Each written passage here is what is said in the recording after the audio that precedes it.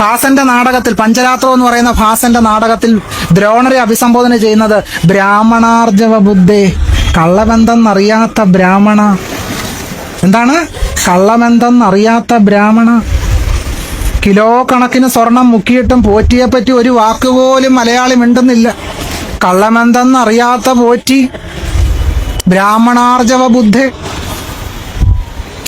ദളിതർക്കും സ്ത്രീകൾക്കും സിനിമ നിർമ്മിക്കാൻ 50 ലക്ഷം വീതം കൊടുത്തപ്പോൾ അടൂര് പറഞ്ഞതെന്താണ്? അഴിമതി നടക്കും, ഭയങ്കര ഭീകര അഴിമതി നടക്കുന്നു. കാരശ്ശേരിയും സക്കറിയും മുഖ്യമന്ത്രിക്ക് കത്തെഴുതി അഴിമതി അനുവദിച്ചുകൂടാ.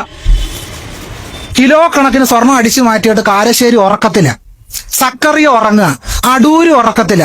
ഭീകര അഴിമതി പോറ്റി നടത്തിയിട്ടും കേരളത്തിലെ സാംസ്കാരിക നായകന്മാർക്ക് മുഖ്യമന്ത്രിക്ക് കത്ത് വായിക്കണ്ട, നിവേദനം കൊടുക്കണ്ട, ഒന്നും കൊടുക്കണ്ട. ബ്രാഹ്മണാർജവ ബുദ്ധി, കള്ളമെന്തെന്നറിയാത്തവന്.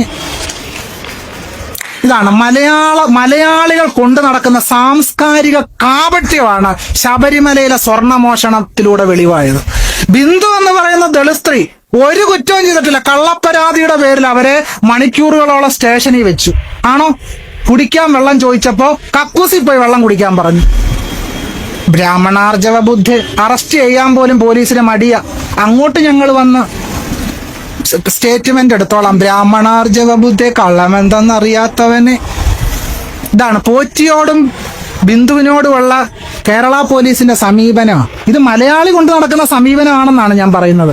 മലയാളിക്ക് പോറ്റിയോടും ദളിതരോടുമുള്ള സമീപനത്തിന്റെ തെളിവാണ് ശബരിമലയിലെ കോടിക്കണക്കിന് രൂപയുടെ സ്വർണം അടിച്ചു മാറ്റിയിട്ട് പോറ്റിയോടും മലയാളിക്ക് ഒരു പ്രശ്നമില്ല.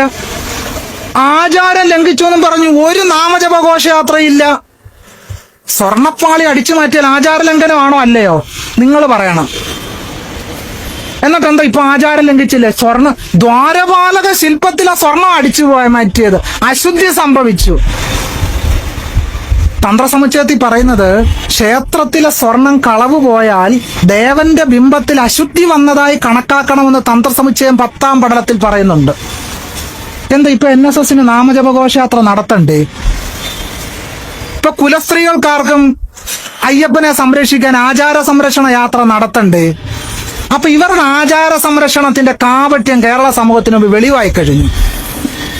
തനി കാപട്യം, മലയാളി കൊണ്ടു നടക്കുന്ന കാപട്യം, സാംസ്കാരിക കാപട്യം പോറ്റിയുടെ സ്വർണം മുക്കലിലൂടെ വെളിവായിരിക്കും.